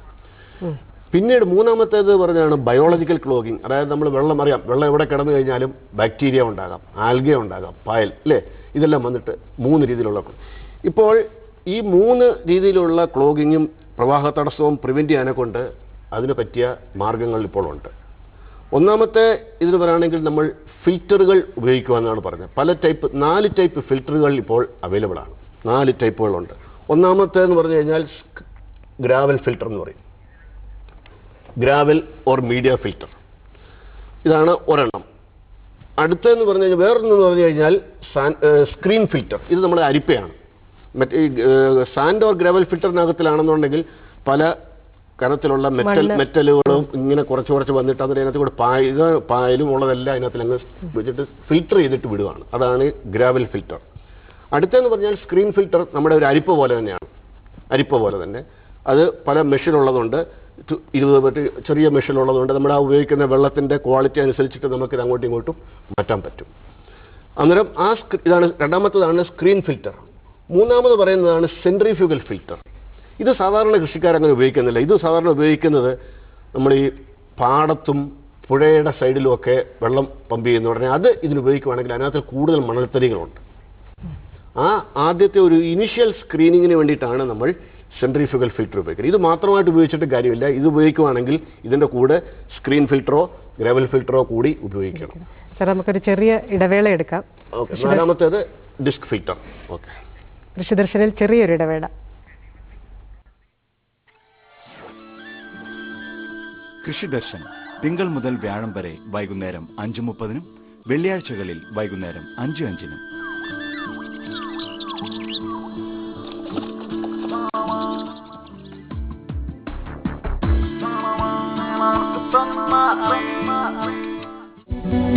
സൂക്ഷ്മ ജലസേചനത്തിന് അനിവാര്യമായ ഘടകമാണ് പമ്പ് സെറ്റുകൾ. ജലസ്രോതസ്സുകളിൽ നിന്ന് അടുത്തോ അകലെയോ ഉള്ള കൃഷിയിടത്തേക്ക് വെള്ളമെത്തിക്കാൻ പമ്പ് സെറ്റുകൾ സ്ഥാപിക്കുമ്പോൾ ചില കാര്യങ്ങൾ നാം ശ്രദ്ധിക്കേണ്ടതുണ്ട്. അത് ഇനി പറയാം. ട്രിപ്പറുകൾ അവയുടെ പൂർണ്ണ നിർഗമ ശേഷിയിൽ പ്രവർത്തിക്കാൻ ആവശ്യമായ മർദ്ദം നൽകുന്നതാവണം പമ്പ് സെറ്റ്.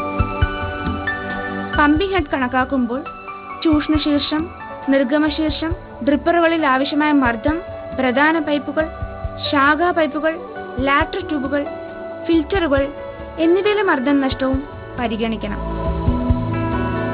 ടാങ്കുകളെ ആശ്രയിക്കുമ്പോൾ അവ വേണ്ടത്ര മർദ്ദം നൽകാൻ കഴിയുന്ന ഉയരത്തിലായിരിക്കണം സ്ഥാപിക്കേണ്ടത്. എല്ലാ ഡ്രിപ്പറുകളും ഒരേ നിരക്കിൽ ജലവിതരണം ചെയ്യണമെങ്കിൽ അവ പ്രവർത്തിക്കുന്നതിനാവശ്യമായ മർദ്ദം ഉണ്ടാവുകയും വേണം.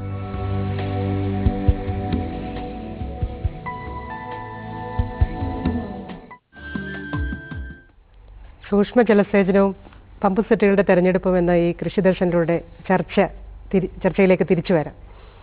സാർ, നമ്മൾ പറഞ്ഞു വന്നത് പലതരം ഫിൽറ്ററുകൾ ഉപയോഗിക്കുകയാണ് അതിൻ്റെ ആ ക്ലോഗിങ് ശരിയാക്കാനായിട്ട്. ഇതല്ലാതെ വേറെന്തെങ്കിലും ദോഷങ്ങളുണ്ടോ? നമ്മുടെ കേരളത്തിലെ സിറ്റുവേഷൻ നമ്മൾ നോക്കുകയാണെന്നുണ്ടെങ്കിൽ നമ്മുടെ ഇവിടെ ഒരു സമ്മിശ്ര കൃഷിരീതിയാണ്. ഇപ്പം ഒരു തെങ്ങിൻ തോപ്പ് എടുത്തു കഴിഞ്ഞാൽ തെങ്ങിൻ്റെ ഇടയ്ക്ക് വാഴയുണ്ട്, ചേമ്പുണ്ട്, കപ്പയുണ്ട്, പച്ചക്കറിയുണ്ട്. നമ്മൾ ബാക്കി സംസ്ഥാനങ്ങളിലൊക്കെ പോയി കഴിഞ്ഞാൽ ഒറ്റ ഏരിയ എടുത്ത് ഒരേ കൃഷിയായിരിക്കും. അന്നേരം ഈ സമ്മിശ്ര കൃഷി ചെയ്യുമ്പോൾ നമ്മൾ ഡ്രിപ്പ് ഇറിഗേഷൻ അഡോപ്റ്റ് ചെയ്യുകയാണെന്നുണ്ടെങ്കിൽ ഈ ലാറ്ററൽസും ട്യൂബ്സും എല്ലാം ഇതുവഴി ഇടയ്ക്കൂടെ പോയിട്ട് ഇതിൻ്റെ ഈ ഇൻ്റർകൾച്ചറൽ ഓപ്പറേഷൻസ് വരുന്നത് ഓരോ സമയത്താണ്. അത് ചെയ്യാനെ കൊണ്ട് ഒത്തിരി ബുദ്ധിമുട്ട് വരുന്നുണ്ട്. അത് നമ്മുടെ കേരളത്തിലെ കൃഷിക്കാരിൽ ഇതിനോടൊരു വിമുഖതയും കാണിക്കുന്നുണ്ട്. കാര്യം നമുക്ക് മുമ്പേ പറഞ്ഞതുപോലെ നമുക്ക് ജലസേചനത്തിൻ്റെ ആവശ്യം വരുന്നത് നവംബർ മുതൽ മെയ് അവസാനം വരെ മതി നോർമലി. അന്നേരം ഇതിൻ്റെ ഇടയ്ക്കൂടെല്ല ഈ മെയിൻ പൈപ്പ് അതിനകത്ത് പറഞ്ഞതുപോലെ തന്നെ main pipe, sub main, lateral, micro tube കിടക്കുമെന്ന് പറഞ്ഞാൽ അത് ഇൻ്റർകൾച്ചറൽ ഓപ്പറേഷനെ ബാധിക്കുന്നു. അത് ഒരു ന്യൂനതയായിട്ട് വരും. സാർ, ഒരു കാര്യം ചോദിച്ചിട്ടെ, നമ്മൾ നേരത്തെ ഈ ഫിൽറ്ററുകളുടെ കാര്യം പറഞ്ഞപ്പോൾ സാർ 4 ഫിൽറ്റർ പറഞ്ഞു. 4ാമത്തെ ഫിൽറ്ററിൻ്റെ കാര്യം ഒന്ന് വിശദമാക്കാമോ? എന്താണെന്ന്? അതാണ് ഏറ്റവും ചെറിയ മൈന്യൂട്ടായിട്ടുള്ള എന്തെങ്കിലും മാലിന്യങ്ങൾ ഉണ്ടെങ്കിലും മാറ്റാൻ പറ്റുന്നതാണ്. അതിൻ്റെ പേരാണ് ഡിസ്ക് ഫിൽറ്റർ. അങ്ങനെ 4 ഫിൽറ്ററാണ് ഉള്ളത്: sand filter, screen filter, centrifugal filter and disk filter. ഒരാൾ നമ്മൾ ചെയ്യുമ്പോൾ ഈ 4ഉം ചെയ്യേണ്ടതുണ്ടോ? ഇല്ല. ഞാൻ പറഞ്ഞു, ഒന്നുകിൽ സാൻഡ് ഫിൽറ്ററും സ്ക്രീൻ ഫിൽറ്ററും വെച്ച് കഴിഞ്ഞാൽ കുഴപ്പമില്ല. പക്ഷേ സെൻട്രിഫ്യൂഗൽ ഫിൽറ്റർ മാത്രമായിട്ട് വെക്കാൻ പറ്റത്തില്ല. അത് തന്നെ വെച്ചിട്ട് കാര്യമില്ല. അതിൻ്റെ കൂടെ നമ്മൾ ഒന്നുകിൽ സ്ക്രീൻ ഫിൽറ്ററോ അല്ലെങ്കിൽ ഡിസ്ക് ഫിൽറ്ററോടോ വെക്കണം. അത് നമ്മൾ ആ ഉപയോഗിക്കുന്ന വെള്ളത്തിൻ്റെ നിലവാരം അനുസരിച്ച്, ക്വാളിറ്റി അനുസരിച്ചിട്ട് വേണം നമ്മൾ തീരുമാനിക്കുന്നത്. സാർ, ഇപ്പോൾ ഈ ഡ്രിപ്പ് ഇറിഗേഷൻ്റെ പറഞ്ഞപ്പോൾ ഇതിന് പരിഹാരമായിട്ട് നമുക്ക് എന്തെങ്കിലും വേറെ മെത്തേഡ്, വേറെ രീതികൾ ജലസേചനത്തിന് വേണ്ടി ഉപയോഗിക്കാമോ? അതെ, അതിപ്പം ലോകത്ത് തന്നെ കണിക ജലസേചനത്തിലുള്ള ഏറ്റവും നൂതനമായിട്ടുള്ള ആശ്രയം വന്നിരിക്കുന്നതാണ് സബ്സർഫസ് ഡ്രിപ്പ് ഇറിഗേഷൻ. നമ്മൾ ഈ സബ്സർഫസ് ഡ്രിപ്പ് ഇറിഗേഷൻ നമ്മൾ അവലംബിക്കുകയാണെന്നുണ്ടെങ്കിൽ ഭൂമിക്ക് മുകളിൽ ഒരു പൈപ്പുകളും കാണത്തില്ല. ഇതെല്ലാം ഭൂമിക്ക് അടിയിലാണ്. അന്നേരം ഇതിൻ്റെ ഒരു ഗുണമെന്ന് പറഞ്ഞു കഴിഞ്ഞാൽ ചിത്രത്തിൽ കാണിച്ചേക്കുന്നത് അതെ അതെ അതെ ഏകദേശം 30 മുതൽ 40 സെൻറ്റിമീറ്റർ വരെ ആഴത്തിൽ നമ്മൾ കംപ്ലീറ്റ് പൈപ്പുകളും ഫിറ്റിങ്സും അടിയിൽ ഇടുകയാണ്. അന്നേരം ഇതിൻ്റെ ഒരു 30 സെൻറ്റിമീറ്റർ 40 സെൻറ്റിമീറ്റർ ആഴത്തിലായതുകൊണ്ട് ട്രാക്ടർ പോയാൽ പോലും ഇതിന് ഒരു കേടുപാടും സംഭവിക്കത്തില്ല. നമ്മുടെ എല്ലാ ഇൻ്റർകൾച്ചറൽ ഓപ്പറേഷൻസും നമ്മൾ മുകളിലത്തെ ലെയറിലാണ്, 10-15 സെൻറ്റിമീറ്ററിലാണ് നമ്മൾ ചെയ്യുന്നത്. അന്നേരം ഇത് ചെയ്തു കഴിഞ്ഞാൽ നമ്മൾ മുമ്പേ ഉപരിതല ജലസേചനത്തിന് നമ്മൾ 30% കാര്യക്ഷമത എന്ന് പറഞ്ഞു. ഡ്രിപ്പ് ഇറിഗേഷൻ നമ്മൾ പറയുന്നത് 80 മുതൽ 90% വരെ കാര്യക്ഷമതയാണ് പറയുന്നത്. പക്ഷെങ്കിൽ ഈ ഇറിഗേഷൻ സബ്സർഫസ് ഡ്രിപ്പ് ഇറിഗേഷൻ ആണെന്നുണ്ടെങ്കിൽ അതിൽ 100% എഫിഷ്യൻസിയാണ്. നമ്മൾ ഈ ചിത്രത്തിൽ കാണിച്ചിരിക്കുന്ന പോലെ. സാർ, അതിന് ചെലവ് കൂടുതലാണോ മറ്റേ ഡ്രിപ്പ് ഇറിഗേഷനേക്കാളും കൂടുതൽ ചെലവ്? നാച്ചുറലി ചെലവ് കൂടുതലാണ്. എത്ര നാൾ അത് കിടക്കും? അതായത് നമ്മളിപ്പോൾ ഈ ഉപരിതലത്തിൽ ഇടുന്ന ലാറ്ററൽ പൈപ്പും LDP പൈപ്പുകളാണ് ഇടുന്നത്. അത് നമ്മൾ സാധാരണ പൈപ്പുകളെക്കാട്ടിന് വ്യത്യാസമുണ്ട്. UV അൾട്രാ വയലറ്റ് റെസിസ്റ്റൻ്റ് ആണ്. അതുകൊണ്ടാണ് ഇതിൻ്റെ വിലയും കമ്പാരിറ്റീവ്ലി കൂടുതലാണ്. അതായത് നമുക്ക് ഏകദേശം 13 mm ലാറ്ററൽ പൈപ്പിന് 1 മീറ്ററിന് 11 രൂപ മുതൽ കമ്പനികളുടെ അനുസരിച്ചിട്ട് വ്യത്യാസം വരും. 11 മുതൽ 12 രൂപ വരെ വരും. അന്നേരം ഇത് UV റെസിസ്റ്റൻ്റ് ആണ്. അവർ ക്ലെയിം ചെയ്യുന്നത് അതിന് 15 വർഷം ലൈഫ് ഉണ്ടെന്നാണ്. നമ്മൾ സൂര്യപ്രകാശത്ത് ഉപരിതലത്തിൽ കിടന്നാൽ പോലും 15 മുതൽ 20 വർഷം വരെ ലൈഫ് ഉണ്ട്. സാർ, നമ്മൾ ഈ ഇറിഗേഷൻ്റെ കാര്യം പറയുന്നതിനോടൊപ്പം തന്നെ നമ്മൾ പമ്പ് സെറ്റിൻ്റെ കാര്യം ഒരു ചർച്ചയിൽ നമ്മൾ ഉൾപ്പെടുത്തേണ്ടതാണ്. അപ്പോൾ അതിനകത്ത് ഈ ഇപ്പോൾ ഡ്രിപ്പ് ഇറിഗേഷൻ ആണെങ്കിലും സാർ ഈ പറഞ്ഞ സബ്സർഫസ് ആണെങ്കിലും ഏത് പമ്പുകൾ അല്ലെങ്കിൽ എങ്ങനെയാണ് പമ്പ് സെറ്റ് തിരഞ്ഞെടുക്കേണ്ടതെന്ന് കർഷകർക്കൊന്ന് വിശദമാക്കാമോ? അതെ, നമ്മൾ ജലസേചനത്തിൽ നമ്മൾ ഉപയോഗിക്കുന്ന പമ്പ് സെൻട്രിഫ്യൂഗൽ പമ്പ് എന്ന് പറയും. അതാണ് ജലസേചനത്തിന് ഏറ്റവും കൂടുതൽ ഉപയോഗിക്കുന്നത്, സെൻട്രിഫ്യൂഗൽ പമ്പ്. ആളുകൾ പലരോടും ഏത് പമ്പെന്ന് ചോദിക്കുമ്പോൾ പലരും പറയുന്ന ഒരു വാക്കാണ് മോണോബ്ലോക്ക് പമ്പാണ്. Monoblock pump. ഈ മോണോബ്ലോക്ക് പമ്പ് എന്ന് പറഞ്ഞത് വേറൊരു പമ്പല്ല. അതായത് ഏതൊരു പമ്പ് ഉണ്ടെങ്കിലും അതിൻ്റെ പ്രധാനപ്പെട്ട 2 ഭാഗം എന്ന് പറയുന്നത്, ഒന്ന് ഒരു മോട്ടർ വേണം. പമ്പിനകത്തൊരു മോട്ടറുണ്ട്. പിന്നെ ഈ പമ്പിനകത്തിൽ കറങ്ങുന്ന ഒരു ഇമ്പല്ലർ എന്ന് പറഞ്ഞ ഇതുണ്ട്, ഘടകമുണ്ട്. അന്നേരം ഈ ഇമ്പല്ലർ മോട്ടോറിൻ്റെ ഷാഫ്റ്റിലാണ് ഡയറക്റ്റ്ലി അറ്റാച്ച് ചെയ്തിരിക്കുന്നത്. അതിനെയാണ് നമ്മൾ മോണോബ്ലോക്ക് പമ്പ് എന്ന് പറയുന്നത്. അല്ലാതെ ഒരു ടൈപ്പ് ഓഫ് പമ്പ് അല്ല. കമ്പനിയുടെ പേരോ അങ്ങനെയൊന്നും അല്ല. കമ്പനിയുടെ പേരും അല്ല, ഒരു ടൈപ്പ് ഓഫ് പമ്പ്. നമ്മളൊരു ടൈപ്പ് ഓഫ് പമ്പ് പറയുകയാണെങ്കിൽ സെൻട്രിഫ്യൂഗൽ പമ്പുണ്ട്, സബ്മേഴ്സിബിൾ പമ്പുണ്ട്, ഒത്തിരി ടൈപ്സ്, ടർബൈൻ പമ്പുണ്ട്. ഒരു ഫോൺ കോൾ നമ്മളെ വെയിറ്റ് ചെയ്യുന്നു. ഹലോ, കൃഷിദർശനിലേക്ക് സ്വാഗതം. ഹലോ, നമസ്കാരം. ഹലോ, ആരാ വിളിക്കുന്നത്? നിഖിൽ, കോഴിക്കോട്. കോഴിക്കോട് നിന്ന് ഷിജു, പറഞ്ഞോളൂ. നിഖിൽ. ഇത് മട്ടുപ്പാവിലുള്ള കൃഷിയെ പറ്റിട്ടാ. അതിന് ഏത് തരം നനയാന്ന് അറിയാൻ വേണ്ടി. മട്ടുപ്പാവിൽ ചെയ്യുന്നതിന് ഏത് തരം നനയാണ് ഉപയോഗിക്കാൻ പറ്റുക എന്നാണ്. പമ്പ് സെറ്റ്, ഏത് പമ്പ് സെറ്റ്? ഡ്രിപ്പ് ഇറിഗേഷൻ രണ്ടും. മട്ടുപ്പാവില് ഗ്രോ ബാഗിലോ ചെടിച്ചട്ടിയിലോ ആണോ?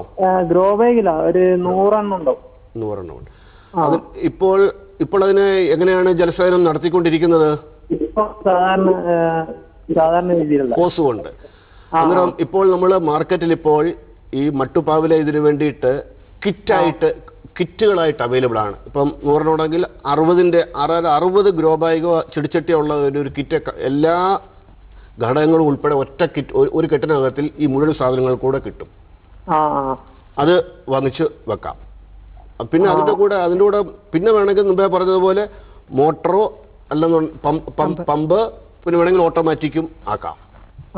അല്ല, അതിന്റെ ടാങ്ക് അപ്പോൾ നല്ല ഇതിലാണോ, ഹൈറ്റിലാണോ? ടാങ്ക് ഹൈറ്റിൽ വേണോ? ഈ കിറ്റ് മേടിക്കുവാണെങ്കിൽ ടാങ്ക് വലിയ ഹൈറ്റിൽ വേണ്ട, 1 മീറ്റർ ഹൈറ്റ് മതി. 1 മീറ്റർ കിറ്റ് മേടിക്കുവാണെങ്കിൽ. അല്ലാത്ത നമ്മൾ നേരത്തെ കാണിച്ച പുരയിടത്തിലിടുന്ന ഡ്രിപ്പ് ഇറിഗേഷന്റെ കമ്പോണൻസ് ആണെന്നുണ്ടെങ്കിൽ അത് പറ്റത്തില്ല. അതിന് 10 മീറ്റർ ഹൈറ്റ് വേണം. 1 kg നമ്മൾ പ്രഷർ പറയുന്നത് 1 kg ആണ്. ഈ ഡ്രിപ്പിന്റെ കിറ്റ് മേടിക്കുവാണെന്നുണ്ടെങ്കിൽ 1 മീറ്റർ ഹൈറ്റ് ഉള്ള ടാങ്ക് മതി. അതിന്റെ കിറ്റ് പറയുന്നത് 60 ബാഗുകൾക്കുള്ള കിറ്റാണോ? അത് 20ന്റെ ഉണ്ട്, 40ന്റെ ഉണ്ട്, 60ന്റെ കിറ്റായിട്ടുണ്ട്. അത് 1250, 600, 800, 1000 അങ്ങനത്തെ ഒരു റേഞ്ചിൽ ഇപ്പോൾ ലഭ്യമാണ്. നമ്മൾ ഓരോന്നും വാങ്ങിച്ചിട്ട് അസംബ്ലി ചെയ്യാൻ പോകേണ്ട, അതിന് വേണ്ടുന്ന എല്ലാ സാധനങ്ങളും ആ കിറ്റിനകത്തിൽ അവൈലബിൾ ആണ്. ചോദ്യം ചോദിച്ചതിന് നന്ദി നിഖിൽ. അല്ല അപ്പൊ പമ്പ് സെറ്റിലേക്ക് നമുക്ക് തിരിച്ചാൽ സാർ മോണോബ്ലോക്ക് പമ്പിന്റെ കാര്യം പറഞ്ഞു. അത് കൂടാതെ പിന്നെ വേറെ എന്തൊക്കെ? പിന്നെ അതൊരു ഈ സെൻട്രിഫ്യൂഗൽ പമ്പാണ് ജലസേചനത്തിൽ നമ്മൾ ഏറ്റവും അധികമായിട്ട് ഉപയോഗിക്കുന്നത്. അന്നേരം ഈ ഏറ്റവും കൂടുതൽ കൃഷിക്കാരും പലരും അറിഞ്ഞിരിക്കേണ്ടത് നമ്മൾ എങ്ങനെയാണ് ഒരു കൃഷിക്കാരൻ്റെ ആവശ്യത്തിന് വേണ്ടുന്ന ഹോഴ്സ് പവറുള്ള കുതിരശക്തിയുള്ള പമ്പ് എങ്ങനെ തിരഞ്ഞെടുക്കണമെന്നുള്ളത്. സാർ ഇപ്പോൾ കിണറെന്ന് പറയുമ്പോൾ പല ആഴത്തിലുണ്ട്. അപ്പോൾ ചെറിയ ആഴം കുറഞ്ഞ സ്ഥലത്തുള്ള പമ്പ് എന്ന് പറയുന്നത് അതേ രീതി തന്നെയാണോ ആഴം കൂടിയ ഒരു സ്ഥലത്ത് വേണ്ടുന്നത്? അതുപോലെ കുളത്തിലുള്ളത്. കിണറല്ലാതെ വേറുള്ള വാട്ടർ സോഴ്സ് ആണെങ്കിൽ നമ്മൾ ഏത് പമ്പാണ് തിരഞ്ഞെടുക്കേണ്ടത്? ഓക്കെ, സെൻട്രിഫ്യൂഗൽ പമ്പിൻ്റെ ഒരു ലിമിറ്റേഷൻ എന്ന് പറഞ്ഞു കഴിഞ്ഞാൽ, ഒരു ന്യൂനത എന്ന് പറഞ്ഞു കഴിഞ്ഞാൽ, അത് 20 അടി 7 മീറ്ററിൽ കൂടുതൽ ആഴത്തിൽ നിന്ന് വെള്ളം വലിച്ചെടുക്കത്തില്ല. നമ്മൾ എത്ര HP വരെ പോയി കഴിഞ്ഞാലും 7 മീറ്റർ, അതായത് ഏകദേശം 20 അടി. അന്നേരം നമ്മൾ പമ്പുകളൊക്കെ, സെൻട്രിഫ്യൂഗൽ പമ്പുകളൊക്കെ ഉപയോഗിക്കുന്നതറിയാം, വേനൽക്കാലത്ത് വെള്ളത്തിൻ്റെ അളവ് 7 മീറ്റർ കൂടുമ്പോൾ നമ്മൾ സാധാരണ ചെയ്യുന്നത് ഈ പമ്പ് കെട്ടി താഴോട്ട് ഇറക്കുവാണ്. 7 മീറ്റർ 20 അടി കൂടുതലായി കഴിഞ്ഞാൽ വെള്ളം പമ്പ് ചെയ്യത്തില്ല, അതായത് സെക്ഷൻ ലിഫ്റ്റ്. അന്നേരം കുടിവെള്ള ആവശ്യത്തിന് അങ്ങനത്തെ സിറ്റുവേഷനിലാണ് നമ്മൾ ഈ പമ്പ് എപ്പോഴും പൊക്കുകയും താക്കുകയും ചെയ്യുന്നത് ഒഴിവാക്കാനെ കൊണ്ടാണ് നമ്മൾ ജെറ്റ് പമ്പ് എന്ന് പറഞ്ഞൊരു പമ്പ് ഉപയോഗിക്കുന്നത്.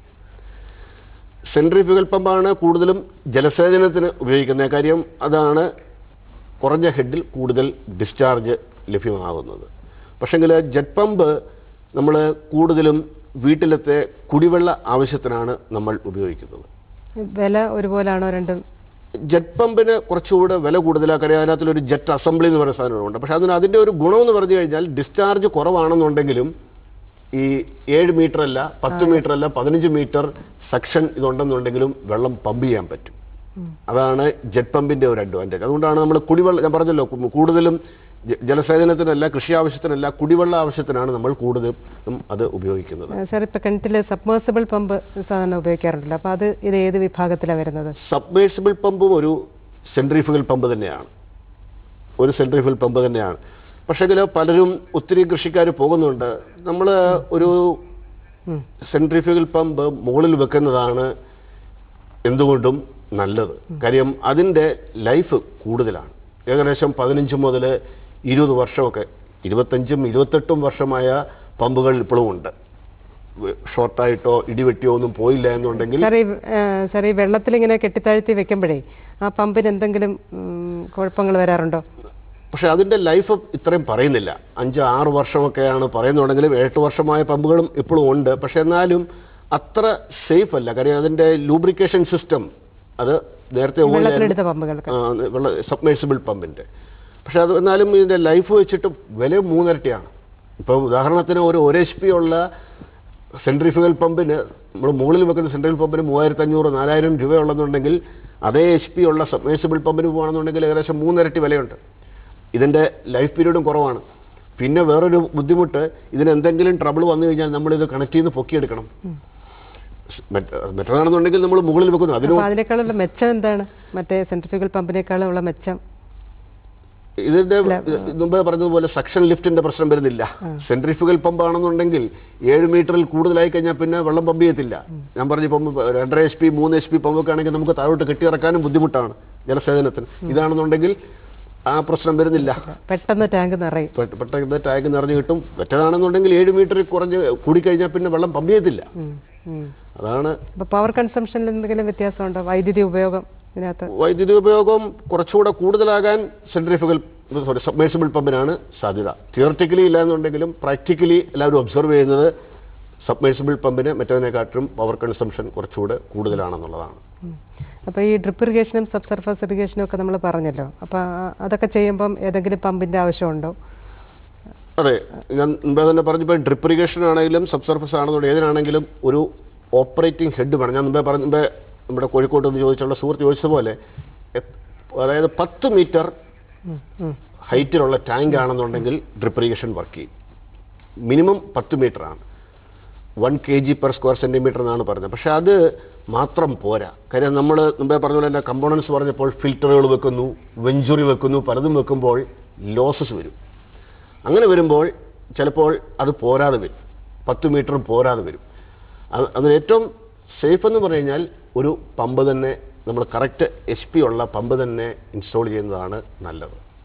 സാർ, ഈ ഡ്രിപ്പ് ഇറിഗേഷൻ്റെ കൂടെ അല്ലെ കണിക ജലസേചനത്തിൻ്റെ കൂടെ നമ്മൾ വളസേചനം കൂടെ ചെയ്യുന്നുണ്ട്. അപ്പോൾ അതിന് എന്തൊക്കെ കാര്യങ്ങളാണ് കർഷകർക്ക് വേണ്ടതെന്നൊന്ന് പറഞ്ഞു കൊടുക്കാമോ? അതെ, മുമ്പ് നമ്മൾ പറഞ്ഞതുപോലെ തന്നെ നമുക്ക് ഉപരിതല ജലസേചനം നടത്തുമ്പോൾ 30% മാത്രമേ ചെടികൾക്ക് ഉപയോഗപ്രദമാകുന്നുള്ളൂ, 70% വേസ്റ്റായിട്ട് പോകുമെന്ന് പറഞ്ഞു. അന്നേരം ഇപ്പോൾ നമ്മൾ വില കൊടുത്ത് വാങ്ങിക്കുന്ന വളം നമ്മൾ സാധാരണ രീതിയിൽ ചെയ്യുവാണെന്നുണ്ടെങ്കിൽ അതിൻ്റെയും 30 മുതൽ 40% വരെ മാത്രമേ വളങ്ങൾ ചെടികൾക്ക് ഉപയോഗപ്രദമാകുന്നുള്ളൂ. ബാക്കിയുള്ളത് ഈ 70% വെള്ളം പാഴായി പോകുന്നില്ലേ, അതിൻ്റെ കൂടെ ഇതും അതിനോടൊപ്പം നഷ്ടപ്പെട്ടു പോവുകയാണ്.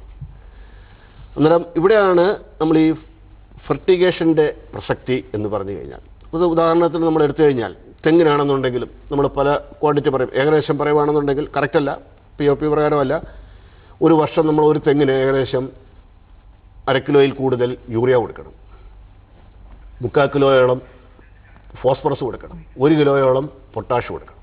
നമ്മൾ സാധാരണ രീതി ചെയ്യുന്നത് മഴക്കാലത്തിന് മുമ്പായിട്ട് ഒറ്റ ഡോസായിട്ട് ഇതങ്ങ് കൊടുക്കുകയാണ്. ഈ ഫെർട്ടിഗേഷൻ ആണെന്നുണ്ടെങ്കിൽ ഇതേ സംഭവം നമുക്ക് 6-7 പ്രാവശ്യമായിട്ട് ഇങ്ങനെ ഇൻസ്റ്റാൾമെൻ്റ് ആയിട്ട് നമുക്ക് കൊടുക്കാൻ പറ്റും. അന്നേരം ഒരു വേസ്റ്റും വരാതെ, ഞാൻ പറഞ്ഞ വെള്ളം മാത്രമല്ല വളവും വേസ്റ്റ് ആകാതെ ചെടികൾക്ക് വേണ്ടുന്ന സമയങ്ങളിൽ ലഭ്യമാക്കാൻ സാധിക്കും. ഫെർട്ടിഗേഷൻ കൊടുക്കാൻ വേണ്ടുന്ന ഉപകരണങ്ങൾ എന്തൊക്കെയാണ് വേണ്ടുന്നത്? നമുക്ക് പ്രധാനമായിട്ടും 3 രീതിയാണ് ഇതിൽ അവലംബിക്കാവുന്നത്, ചിത്രത്തിൽ കാണിക്കുന്ന പോലെ. അതെ, ഒന്നെന്ന് പറഞ്ഞു കഴിഞ്ഞാൽ ഫെർട്ടിലൈസർ ടാങ്ക്. അത് ഇപ്പോൾ കൃഷിക്കാരൊന്നും അധികമായിട്ട് ഉപയോഗിക്കുന്നില്ല. ഇത് ആദ്യത്തെ ഉപകരണമായിരുന്നു. കൃഷിക്കാർ ഏറ്റവും കൂടുതൽ ഉപയോഗിക്കുന്നത് ഈ വെഞ്ചുറി എന്ന് പറയുന്ന ഉപകരണമാണ്. ഇത് നമ്മൾ മെയിൻ പൈപ്പിൽ തന്നെ ഇത് അറ്റാച്ച് ചെയ്ത് കഴിഞ്ഞാൽ വേറെ അഡീഷണലായിട്ട് വേറെ ഒരു പവറും ഒന്നും വേണ്ട. നമ്മളിപ്പോൾ മാർക്കറ്റിൽ വെള്ളത്തിൽ മുഴുവനായിട്ട് അലിയുന്ന വളങ്ങൾ ഇപ്പോൾ ലഭ്യമാണ്. നമ്മൾ ബക്കറ്റിനകത്തിൽ ആ വളം നമ്മൾ വെച്ചിട്ട് കലക്കി വെച്ച് കഴിഞ്ഞിട്ട് ഈ വെഞ്ചുറിയുടെ ആ മെയിൻ പൈപ്പ് ക്ലോസ് ചെയ്തിട്ട് വെഞ്ചുറിയുടെ 2 എണ്ണം തുറന്നു കഴിഞ്ഞാൽ, ഇപ്പോൾ ഇത് അടച്ചു വെച്ചിരിക്കുന്നു, ഇത് തുറന്നിരിക്കുന്നു, ഓട്ടോമാറ്റിക്കലായിട്ട് വളരെ ചെറിയ റേറ്റിൽ ഇത് സക്ക് ചെയ്തെടുക്കുകയാണ്. വെള്ളോട്ട് വലിച്ചെടുത്ത് മെയിൻ പൈപ്പിൽ പോകുന്ന വെള്ളത്തിൻ്റെ കൂടെ മിശ്രിതമായിട്ട് വെള്ളം എവിടെയൊക്കെ പോകുന്നുണ്ടോ അവിടെ എല്ലാം പോകും. സാർ, നമുക്ക് സമയം വളരെ കുറഞ്ഞിരിക്കുന്നു. നമുക്ക് ചർച്ചയിലേക്ക് വേറൊരു സമയത്ത് വരാം. നമുക്ക് അതിഥിയുടെ വിലാസം പറയാം.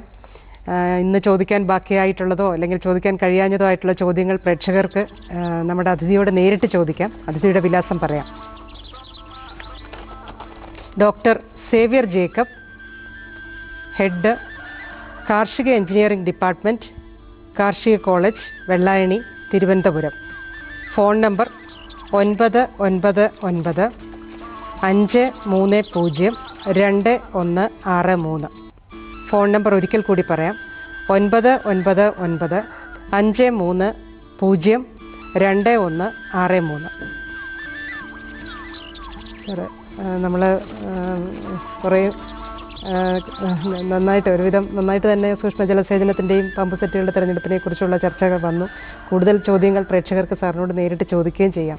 ഇത്രയും നേരം കൃഷിദർശൻ്റെ ഈ ഒരു തത്സമയ ഫോണിൻ പരിപാടിയിൽ പങ്കെടുത്ത് പ്രേക്ഷകരുടെ ചോദ്യങ്ങൾക്ക് വളരെ കൃത്യമായൊരു ഉത്തരം നൽകുകയും ഈ ചർച്ച വളരെ വിജയകരമായി ചെയ്യുകയും ചെയ്ത സാറിന് ദൂരദർശൻ്റെയും കൃഷിദർശൻ്റെയും അതുപോലെ പ്രേക്ഷകരുടെയും പേരുള്ള നന്ദി അറിയിച്ചുകൊള്ളുന്നു. നമസ്കാരം. ഈ പ്രോഗ്രാം ഇവിടെ അവസാനിക്കുന്നു.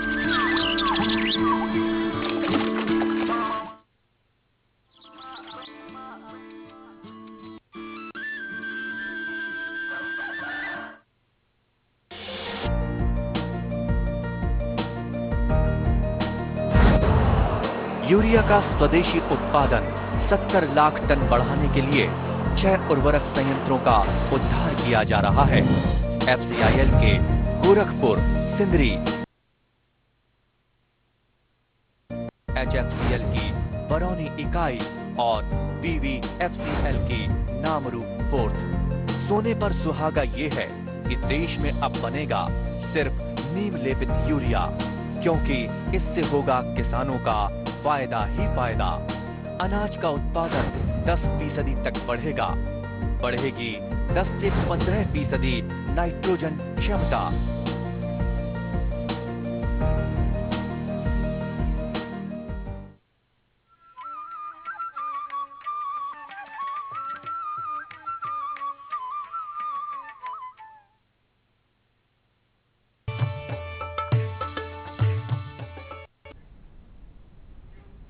നമസ്കാരം. ദൂരദർശൻ കാർഷിക വാർത്തകളിലേക്ക് സ്വാഗതം. പ്രധാന വാർത്തകൾ. റബ്ബർ നടീലിൽ റബ്ബർ ബോർഡ് പരിശീലനം. ഓണാട്ടുകരയിൽ കൂൺ വിത്തുകൾ വിതരണത്തിന്. ദാഹമകറ്റാൻ കശുമാങ്ങ ജ്യൂസ്. വിശദമായ വാർത്തകളിലേക്ക്. കോട്ടയത്തെ റബ്ബർ ട്രെയിനിംഗ് ഇൻസ്റ്റിറ്റ്യൂട്ട് റബ്ബർ നടീലിൽ പരിശീലനം നൽകുന്നു. നിരയെടുപ്പ്, കുഴിയെടുക്കൽ, നിരപ്പ് തട്ടു നിർമ്മാണം, നടീൽ എന്നിവ ഉൾക്കൊള്ളിച്ചുകൊണ്ടുള്ള ഏകദിന പരിശീലനം ഈ മാസം 28-നാണ് സംഘടിപ്പിക്കുന്നത്. പരിശീലന ഫീസ് 400 രൂപ. കൂടുതൽ വിവരങ്ങൾക്ക് ബന്ധപ്പെടാവുന്ന ഫോൺ നമ്പർ 0481 235 1313 0481 235 3127. കൊല്ലം ജില്ലയിലെ കുളത്തൂപ്പുഴ ഗ്രാമപഞ്ചായത്തിൽ ഈ മാസം 22-ന് ആരംഭിച്ച പേവിഷബാധ നിർമ്മാർജ്ജന പദ്ധതി 26 വരെ തുടരും. തദ്ദേശവാസികൾ എല്ലാവരും നായ്ക്കളെ പഞ്ചായത്ത് സംഘടിപ്പിക്കുന്ന ക്യാമ്പിൽ കൊണ്ടുവന്ന് കുത്തിവയ്പ്പിന് വിധേയമാക്കണമെന്ന് സീനിയർ വെറ്റിനറി സർജൻ അറിയിച്ചു. കേരള കാർഷിക സർവകലാശാലയുടെ കായംകുളം ഓണാട്ടുകര മേഖലാ കാർഷിക ഗവേഷണ കേന്ദ്രത്തിന്റെ വിൽപ്പനശാലയിൽ മേൽത്തരം കൂൺ വിത്തുകൾ വിൽപ്പനയ്ക്ക് തയ്യാറായിട്ടുണ്ട്.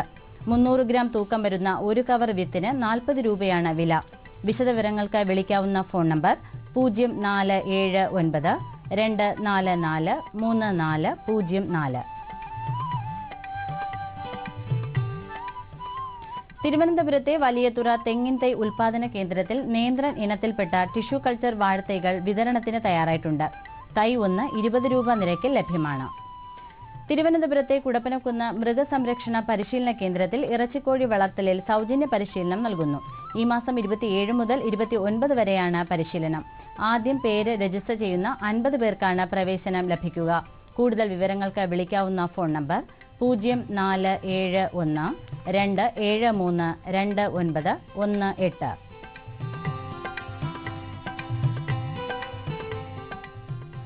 പത്തനംതിട്ട ജില്ലയിലെ നാരങ്ങാനം കൃഷിഭവനിൽ ബഡ് ചെയ്ത ജാതി തൈകൾ വിതരണം ചെയ്യുന്നു. ആവശ്യമുള്ള കർഷകർ ഈ മാസം 29-ന് മുൻപായി കൃഷിഭവനുമായി ബന്ധപ്പെടേണ്ടതാണെന്ന് കൃഷി ഓഫീസർ അറിയിച്ചു. വിശദവിവരങ്ങൾക്ക് വിളിക്കാവുന്ന ഫോൺ നമ്പർ 0468 221 7740. പ്ലാന്റേഷൻ കോർപ്പറേഷൻ വേനലിൽ ദാഹമകറ്റാൻ കശുമാങ്ങ ജ്യൂസ് തയ്യാറാക്കി. പോഷക ഗുണത്തിൽ വളരെ മുൻപന്തിയിലുള്ളതാണ് കശുമാങ്ങ. ഇവയിലെ ടാനിൻ എന്ന കറ നീക്കിയാണ് ജ്യൂസ് തയ്യാറാക്കുന്നത്. വൈറ്റമിൻ സി ധാരാളം അടങ്ങിയിട്ടുള്ള കശുമാങ്ങ ക്യാൻസർ രോഗ പ്രതിരോധത്തിനും ഉത്തമമാണെന്ന് തെളിയിച്ചിട്ടുണ്ട്. കേടുവരാതിരിക്കാനുള്ള രാസവസ്തുക്കളോ നിറമോ പഞ്ചസാരയോ ചേർക്കാതെ പ്രകൃതിദത്തമായി ലഭിക്കുന്ന അതേ സത്താണ് ജ്യൂസായി നൽകുന്നത്. തിരുവനന്തപുരം ജില്ലയിലെ പുല്ലമ്പാറ പഞ്ചായത്തിൽ ആടുവളർത്തൽ പദ്ധതിയിലും കോഴിവളർത്തൽ പദ്ധതിയിലും ഉൾപ്പെട്ട ഗുണഭോക്താക്കൾ ഈ മാസം 25-ന് മുൻപായി മൃഗാശുപത്രിയുമായി ബന്ധപ്പെട്ട് ആനുകൂല്യങ്ങൾ കൈപ്പറ്റേണ്ടതാണ്.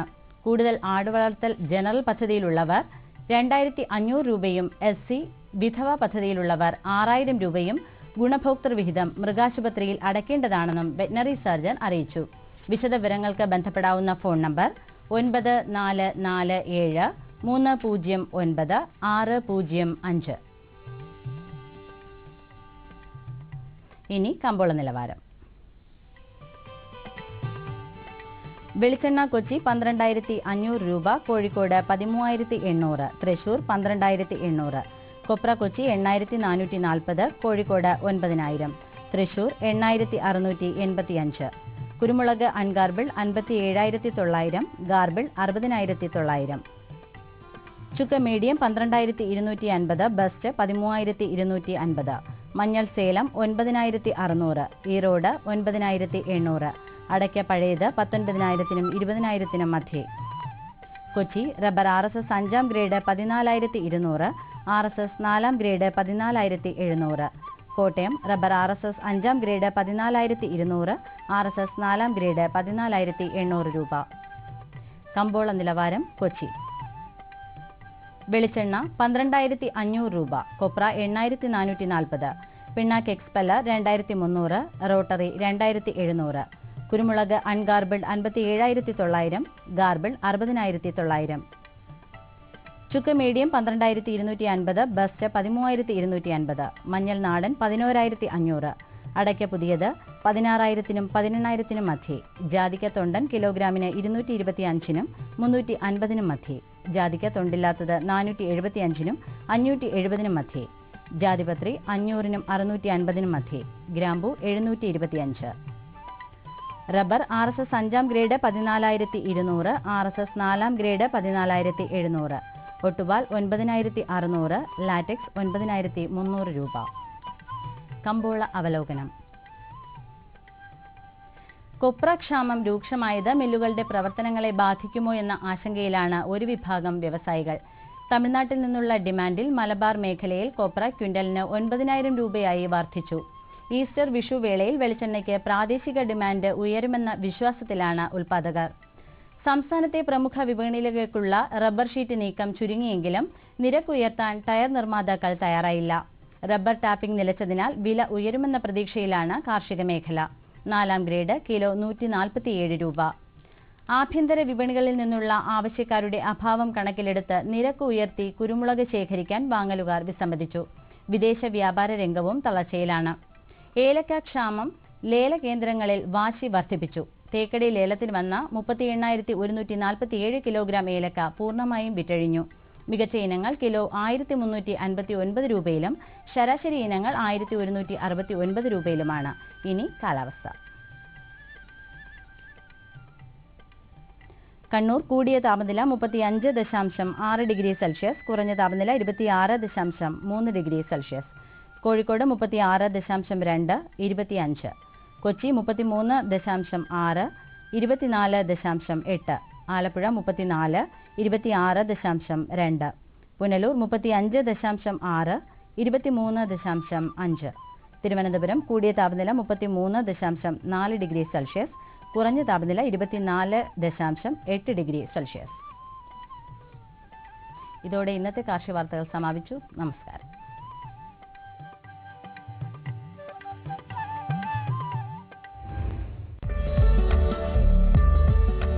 പുതിയ ടെക്നിക്ക് എല്ലാവർക്കും ഇഷ്ടമാണ്. ഞാനും എന്റെ പാടം ഒരുക്കാനും വിത്തിറക്കാനും ഉഴാനും മണ്ണളക്കാനും മറ്റും ചെറിയ മെഷീനുകൾ ആവശ്യാനുസരണം വാങ്ങി. ഞാൻ എന്റെ പാടത്തെ മെഷീൻ പ്രയോഗിച്ചപ്പോൾ ജോലി പെട്ടെന്നായി, എളുപ്പവുമായി. കൃഷിക്ക് മെഷീൻ ഉപയോഗിച്ചപ്പോ എനിക്ക് നല്ല വിളവ് കിട്ടി, കൂടുതൽ ലാഭവും. ചെറിയ മെഷീൻ ഞങ്ങളുടെ സ്വന്തമാണ്, പക്ഷെ വലിയ മെഷീൻ ഞങ്ങൾ സംഘം ചേർന്ന് വാങ്ങി. കർഷക സോദരരെ, നിങ്ങളും ഉന്നത മെഷീനും ഉപകരണങ്ങളും വാങ്ങുന്നതിന് ധനസഹായം പ്രയോജനപ്പെടുത്തൂ. വരുമാനം ഉയർത്തൂ, സമൃദ്ധി കൈവരിക്കൂ.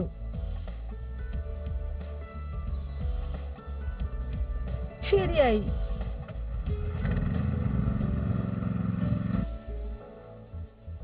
ഞാൻ ആലോചിച്ചു മോനെ, നിന്നെ ഞാൻ കൃഷി എഞ്ചിനീയർ തന്നെ ആക്കും. പുതിയ മെഷീനും പുതിയ ഉപകരണവും എത്തട്ടെ നിങ്ങളുടെ സമക്ഷം. അതിലൂടെ നേടൂ ഇനി സമൃദ്ധി, അളവറ്റ സന്തോഷം.